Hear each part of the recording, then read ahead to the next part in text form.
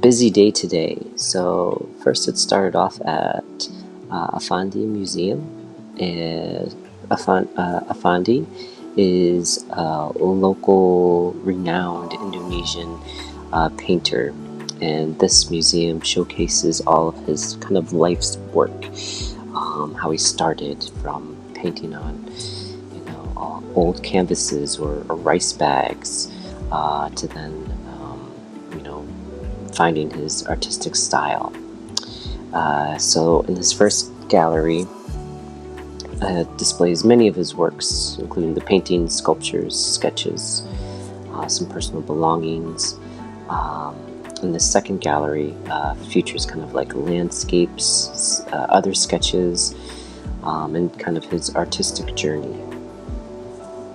In the third gallery, it's an exhibition space for works for his family. His daughter got into painting, and sometimes they'll have other domestic artists or other international artists. This museum is where he worked and where he is buried, and he wanted to create this inspiration for both Indonesians and global communities, reflecting on all these different themes of the present and past. So yeah, it was a very fascinating art museum to go to.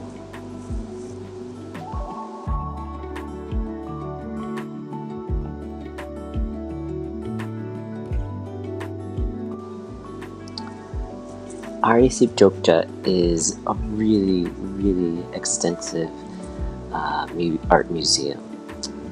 You have to have a time slot for a tour guide. You go on this tour, and it is mainly in Bahasa Indonesia. I think there are no translations for English, but it was still really cool to see, as some of the stuff was in English that I could read. But this museum is just represents and presents the city's rich history through a combination of dioramas and photographs, audiovisual materials, movies. They have now this cool app that you can, for some of the paintings, you can scan it, and it becomes kind of virtual in a sense. And this is a really, really detailed tour, and it just serves as a really cool educational experience through the history, the 400 years of Jogja, and from the past to the present, and from their revolutions and dances and cultural significance. It's a long tour. I think it took about like 2 hours or so. But again, really, really fascinating, very detailed museum, which really, for me, was eye-opening to see more of the culture, to learn more of the culture of Jogja, Javanese, and the history of that. So yeah, and it was really, really nice and cool inside the museum, like very cold. So good to get out of the heat and go inside the museum.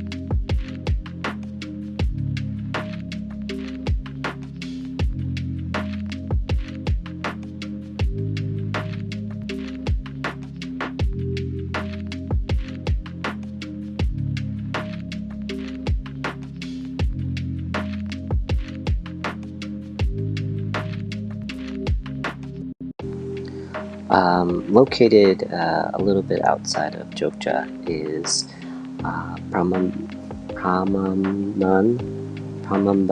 Temple, also known as Kandi Rara. It's a Hindu temple, um, which I think is the largest Hindu temple in Indonesia and a very significant one in Southeast Asia. It was constructed a long time ago for the Hindu dynasty, dedicated to three of the deities. I forget in Hinduism. I don't know which ones. But the main central Shiva temple is about 47 meters, and it's the tallest among the complex structures.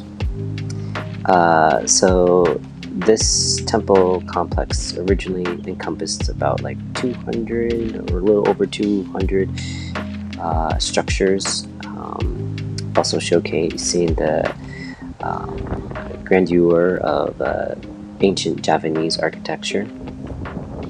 And yeah, there is a legend that kind of intertwines with this temple's history, telling the tale of a prince, I think Prince Bandung, and Princess Rara. According to the folklore, the prince sought the princess's hand in marriage, but the princess set an impossible condition: the construction of 1,000 temples in one night. And when Bandung nearly succeeded with the help of like supernatural beings, the princess deceived him by creating this illusion of dawn, causing like all the spirits to flee and stuff. So when Bandung realized that, oh wait, like she deceived me, he, I think, like turned her into a stone, and there's a statue that is believed to reside in this temple to this day.